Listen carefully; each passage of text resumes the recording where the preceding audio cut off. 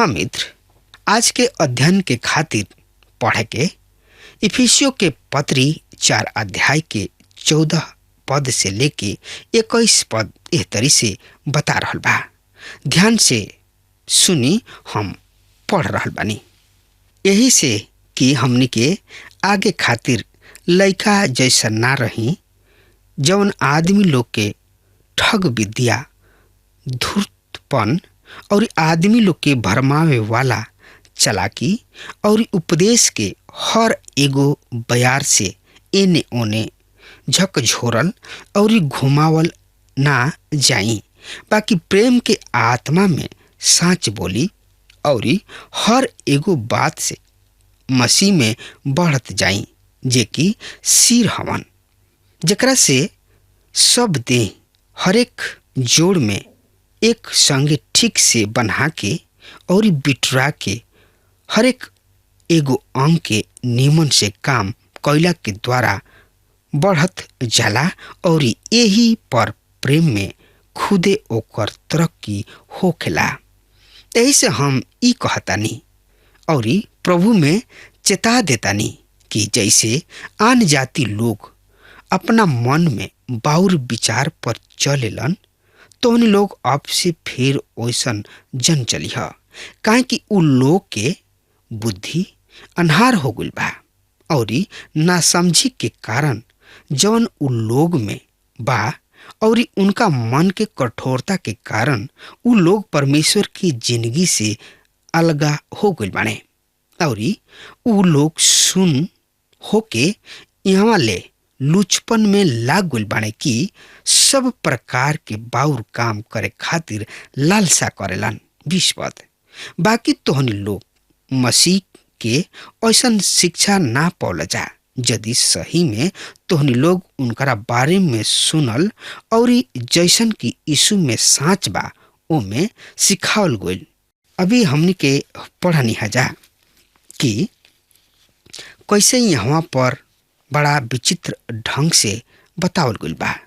यहाँ पर धूर्त सब के भी बारे में यहाँ पर बखान बा और बहुत सारा चीज के भी यहाँ पर बतावल गइल बा, ताकि हमनी के बालक ना रह जा। यहाँ पर लिखल गइल बा ताकि हमनी के बालक ना रह जा, हमनी के रुकावट नहीं के बने के।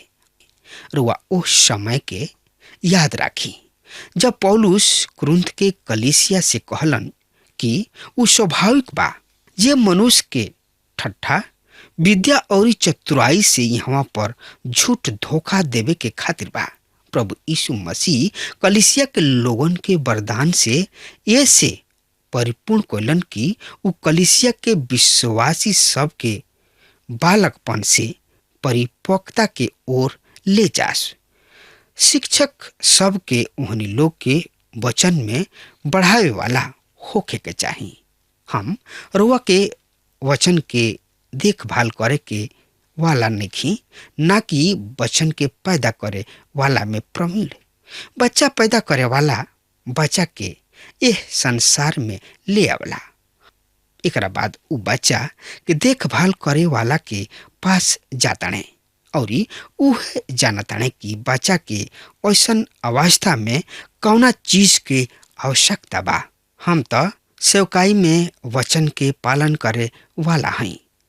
इफिसियों 4 अध्याय के 15 और 16 पद में एह तरी से लिखल बा। सुन ध्यान से, हम एह पद के पढ़ल बनी रुआ सामने। वरन प्रेम से सच्चाई से चलत सब बात में उनका में जौन सिर बा अर्थात प्रभु यीशु मसीह में बढ़त जा, जौना से परिपूर्ण देह हर एगो जोड़ में एक साथ बांध के और संगठित होके प्रत्येक अंग के ठीक ठीक काम कैला के द्वारा बढ़त जाले और ये तरी प्रेम में खुद उनकर उन्नति होले। विश्वासी सबके बच्चा नइखे बनल रहे के, बल्कि प्रेम से सच्चा बोले के बा, ताकि लोग हर तरी से आगे बढ़े। विश्वासी सबके प्यार से सच बोले के बा। मसीह सच्चाई हमें और यही के हमन के लोगन के सामने पेश करे के बा। मसीह कलीसिया के सिर हमें, जौना से कि पूरा शरीर जुड़ल बा। देह कलिसिया ह। हमार सिर जाना ताने कि शरीर के कौना तरीके भोजन की आवश्यकता बा, दरकार बा। आत्मिक देह प्रेम के द्वारा नया सामर्थ प्राप्त करेले। इफिसियों के पत्री 4 अध्याय के 17 से 19 पद में लिखल बा, ऐसे हम कहतानी और ई प्रभु में हम तोहनी लोग के चेतावतानी कि जौना तरी गैर यहूदी अपना मन के अनर्थ रीति पर चललन, तोहनी लोग आगे के ऐसन मत चला। काहे कि ओह अनाज्ञता के कारण जौन उनका में बा और उनका मन के कठोरता के कारण उनकर बुद्धि अंधकारमय में हो गइल बा और ऊ परमेश्वर के जिंदगी से अलग हो गइल बाने। ऊ सुन होके यहाँ तक लुचपन में लागुलन कि सब तरीके गंदा काम करे खातिर लालायित रहलन। पिछला दिन में हम नया मनुष्य के प्रदर्शन, नया मनुष्य के रुकावट पर विचार कैले रहनी है जा। आज हम नया मनुष्य के खातिर मनाही विषय पर विचार करब। हमरा समझ से उनका बारे में भी विचार कइल जरूरी बा।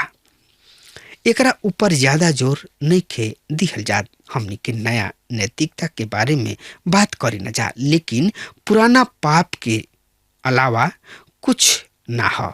प्रभु यीशु में आजादी बा, मगर पाप करे के लाइसेंस नहीं खे दिहल गइल। आत्मिक मनाही संसारिक मनाही से एकदम अलग बा। उदाहरण के खातिर जब कहल जाला कि औरत के श्रृंगार ना करे के चाही, कहीं कहीं पर लोग आत्मिकता के श्रृंगार के आधार पर तय करलन। हमहू बहुत लड़की सबके देखले बानी कि ऊ अपना बार के ककही से ना झारेली सा और मुंह तथा चेहरा पर क्रीम पाउडर ना लगावली सन। काहे कि ओहनी के अपना आप के ये सब ना कैला से बड़ा आत्मिक समझली सा, लेकिन मसीही सबके ऐसा ना करे के चाही। साफ सुथरा बढ़िया तरी से रहल पाप ना हो। एकर ई मतलब नहीं है कि जरूरत से ज्यादा क्रीम पाउडर पोत लीही, मुंह पर गहना गुड़िया पहिर लीही, जौन की शोभा ना देला। प्रभु में आइल नया मनुष्य के खातिर वचन के प्रति नकारात्मक विचार के मनाही बा। हमनी के सकारात्मक रीति से सोचे के बा। अदन के बगीचा में भला और बुरा के ज्ञान के फल के खाए के मनाही रहे। उत्पत्ति 2 अध्याय के 17 पद में लिखल बा, पर भला और बुरा के ज्ञान के फेड़ बा, ओकर फल तू कबहुओ मत खइह। काहे कि जौना दिन यानी कि जौना घड़ी तू ओकर फल खइब, ओही दिन तू पक्का जान मुँह जइब। 10 आज्ञा से भी मनाही के पता चलता। इफिसियों के पत्री में भी कुछ नकारात्मक विचार बा, जौन की प्रभु के बंधन खातिर मनाही बा। मनाही के चाल चलन अन्य जाति सब के तरी ना होला। पौलुस विश्वासी सबके जिंदगी के व्यवहारिक रूप से देखताने कि ओहनी लोग कौना तरीके चाल चल रहल बाने। इफिसियों के पत्री 1 अध्याय के 1 से 3 पद में परिचय, एकरा बाद कलिसिया के एकता के बात करताने। दूसरा अध्याय में विश्वासी सबके जिंदगी के बारे में, जौन की पहले अन्य जाति रहन और बाद में स्वर्गीय परिवार में मिला लिहल गोल बनी जा। एक दिन ऊ परदेसी आशाहीन परदेसी रहन, लेकिन अब परमेश्वर के परिवार में मिला लिहल गोल बाड़े। पौलुस अन्य जाति सबके चाल चलन के 4 गो दृष्टिकोण के बतावताड़े। मन के अनर्थ के रीति, एकर मतलब बेकार के कल्पना मात्र के जिंदगी, जौन की इस तरीके जिंदगी बिता रहल बाड़े। ओ नौजवान के जिंदगी खातिर हमरा बहुते दुख होला, जौन की कुछ गलत लोगन के चक्कर में पड़ के जिंदगी बितावे शुरू कर देले। ई कैसन जिंदगी है? ए तरीके खुशी के खातिर परमेश्वर हमनी के ना चुनलन। ई त भुलाइल भटकल लोगन के जिंदगी है। मन के अनर्थ रीति पर चलल। इस सेवक कल्पना मात्र है। बहुत से शराब पिए वाला लोग हमरा कार्यक्रम के सुन रहल बाने। बहुत सारे लोगन के जिंदगी बदल गई और बहुत सब लोग संघर्ष कर रहल बाने एकरा से। कतना भयानक बात बा। ओहनी लोग के मन के बुद्धि अनहार हो गइल बा। मतलब वो आदमी अपना नैतिक मूल्य के खो दिले बाने। यह आज के दिन में भी हो रहल बा। लोग अपना नैतिक मूल्य के खो दिले बाने और मन के कठोरता के कारण उ परमेश्वर की जिंदगी से अलग कइल गइल बाने। एगो आदमी कहले, हम एक रात क्लब में बितौनी काहे कि हम आनंद कर चाहत रही, अपन मन भावना जिंदगी बितावे चाहत रही। इस सब परमेश्वर से अलग करे वाला की जिंदगी है। वो अपन पाप और अपराध के कारण मुअल बा। एकर कारण दिल के कठोरता है।